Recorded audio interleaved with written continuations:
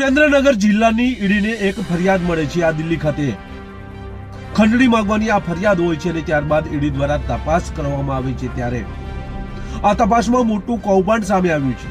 કેટલાક કર્મચારીઓના નામ પણ સામેલા હોય તેવા પુરાવા પણ જોવા મળી રહ્યા છે।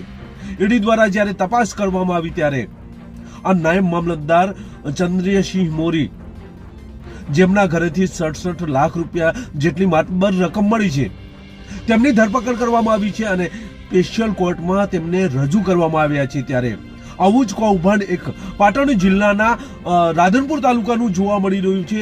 અહીંયા પણ જમીન કૌભાંડ થયું છે છતાં પણ અત્યાર સુધી કોઈ કાર્યવાહી કરવામાં આવી નથી, જેની આજે વાત કરવી છે। સ્ટાર ક્રાઇમ આવાજ ન્યૂઝમાં તમારું સ્વાગત છે અને હું છું તમારી સાથે તમારો નાનજી ઠાકોર। આજે વાત કરવી છે કૌભાંડની। આમ તો અનેક વખત ભૂતકાળમાં પણ એ કૌભાંડોમાં કલેક્ટર સહિતના કેટલાક કર્મચારીઓ જેલના હવાલે થયા છે। ત્યારે આવી જ એક ફરિયાદ ઈડીને મળે છે દિલ્હીમાં અને કહેવામાં આવે છે કે સુરેન્દ્રનગર જિલ્લામાં જમીન સંપાદનમાં કૌભાંડ ચાલી રહ્યું છે અને ચંદ્રસિંહ મોરી જેઓ નાયબ મામલતદાર છે તેમના હાથથી આ બધું ચાલી રહ્યું છે। ત્યારે ઈડી દ્વારા તપાસ કરવામાં આવે છે અને આ તપાસમાં ઈડી ગુજરાતના સુરેન્દ્રનગરમાં આવે છે અને આવ્યા બાદ ચંદ્રસિંહ મોરી નાયબ મામલતદારના ઘરે દરોડો પાડવામાં આવે છે। ત્યારે 67 લાખ રૂપિયા જેટલી માતબર રકમ મળી આવે છે।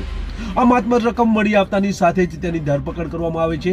એસીબીમાં ગુનો પણ નોંધવામાં આવે છે અને ત્યારબાદ હાલ આ પ્રકરણ ચાલી રહ્યું છે। કેટલા અધિકારીઓ સામેલ છે એ બધી તપાસ કરવામાં આવી રહી છે। ત્યારે હવે આવું જ કૌભાંડ પાટણ જિલ્લામાં પણ જોવા મળી રહ્યું છે અને રાધનપુર તાલુકાના સબદલપુરા ગામે આચરવામાં આવ્યું હતું।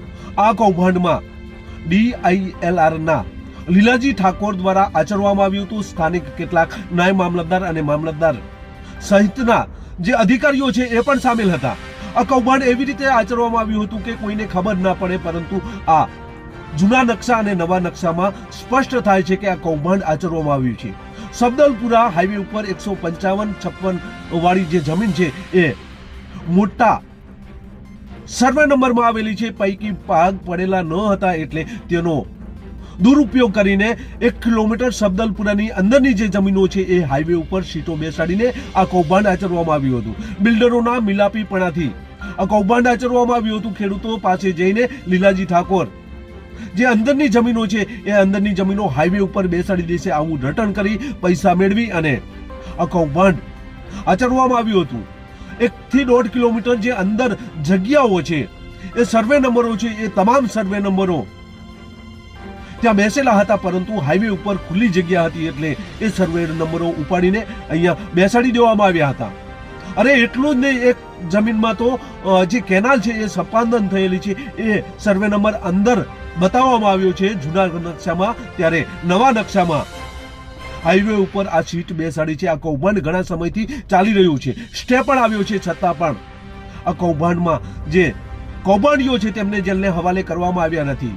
હાલે સ્ટે છે, સબદલપુરાની જમીન લેવી હોય તો તમારે એ સ્ટે છે એટલે તમે લઈ ન શકો, પરંતુ આ કૌભાંડની તપાસ ઘણા સમયથી ચાલી રહી છે, પરંતુ આ કૌભાંડનો પર્દાફાશ થઈ પણ ગયો છે। જૂના અને નવા નકશામાં એ સર્વે નંબરો પણ દેખાડવામાં આવી રહ્યા છે। જૂના નકશામાં સર્વે નંબર 1 થી 1.5 કિલોમીટર અંદર છે, એ જ સર્વે નંબર હાઈવે ઉપર બેસાડી દેવામાં આવ્યો છે આવું સ્પષ્ટ જોવા મળી રહ્યું છે। છતાં પણ આ કરોડોનું કૌભાંડ બિલ્ડરો અને રાજકીય નેતાઓ દ્વારા આ કૌભાંડ દબાવી દેવામાં આવ્યું છે, કારણ કે આ સીટો બેસાડી એમાં એમની મદદગારી હતી। એમના એ સર્વે નંબરો જૂના ખેડૂતો પાસેથી ખરીદી અને હાઈવે ઉપર આ બિલ્ડરો દ્વારા બેસાડવામાં આવ્યા છે, એટલે મરે તો પણ ખેડૂત મળે, કારણ કે સર્વે નંબર જૂનો 1 થી 1.5 કિલોમીટર અંદર હતો એ વેચાણ જમીન લેવામાં આવે છે બિલ્ડરો દ્વારા અને પછી એ જ સર્વે નંબર હાઈવે ઉપર બેસાડવામાં આવે છે। નકશામાં પણ સ્પષ્ટ એવા કેટલાક સર્વે નંબરો છે કે જેનાથી તમને સ્પષ્ટ થઈ જાય, અંદર સર્વે નંબર બતાવતો હોય એ સર્વે નંબર હાઈવે ઉપર બતાવવામાં આવે। ત્યારે આખું આ કૌભાંડ છે, એ કૌભાંડ સ્પષ્ટ જોવા મળી રહ્યું છે, છતાં પણ આ કૌભાંડનો પર્દાફાશ કરવામાં આવ્યો નથી, એ અધિકારીઓને જેલના હવાલે કરવામાં આવ્યા નથી। હવે ઈડી દ્વારા કે એસીબી દ્વારા આ તપાસ થવી જરૂરી છે, કારણ કે આ કૌભાંડ પણ કરોડોનું છે। બિલ્ડરોના મિલાપીપણાથી આ કૌભાંડ આચરવામાં આવ્યું છે. ખેડૂતોને ખબર નથી. હાલ આ સબદલપુરાના સર્વે નંબર 155-56ની જે મંડળીની જમીન છે, જે ગૌચરની જમીન છે, સરકારી જમીન છે, આ સરકારી જમીન આ બિલ્ડરો દ્વારા પચાવી પાડવામાં આવી છે. આ કૌભાંડમાં જે શેતાની મગજ કહેવામાં આવે તો ડીઆઈએલઆર કચેરીના લીલાજી ઠાકોરનું હતું અને તેમના દ્વારા જ આખું આ કૌભાંડ આચરવામાં આવ્યું છે. લીલાજી ઠાકોરને અત્યાર સુધી કોઈ રિટાયરમેન્ટમાં પણ તકલીફ પડી નથી. લીલાજી ઠાકોર એ રીતે કૌભાંડ આચરતા હતા કે કોઈને ખબર ન પડે, પરંતુ અત્યારે હાલ પણ જે જૂનો નકશો જોવામાં આવે, નવો નકશો જોવામાં આવે, ત્યારે કેટલાક સર્વે નંબરો અંદર બતાવવામાં આવ્યા છે. એ હાઈવે ઉપર પણ બતાવવામાં આવ્યા છે.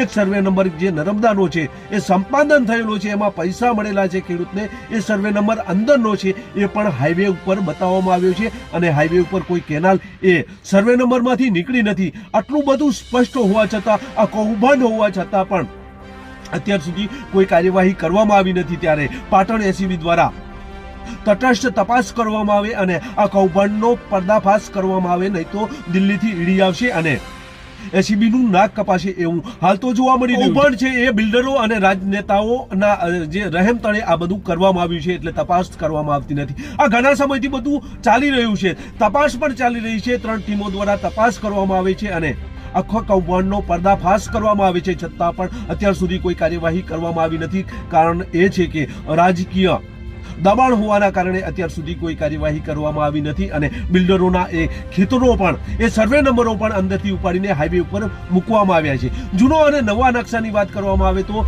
જૂના નકશામાં અંદર બતાવેલ સર્વે નંબરો હાલે નવા નકશામાં હાઈવે ઉપર દર્શાવવામાં આવ્યા છે. કારણ કે લીલાજી ઠાકોર ડીઆઈએલઆર કચેરીમાં હતા, તેમની ભૂલ થઈ ગઈ છે અને ભૂલ એની થતી હોય કારણ કે જે ખોટું કરતું હોય. તલાટીના પંચનામાની વાત કરવામાં આવે તો 1 થી 1.5 કિલોમીટર જે અંદર બતાવવામાં આવેલ સર્વે નંબરો હાઈવે ઉપર બેસાડી દેવામાં આવ્યા છે.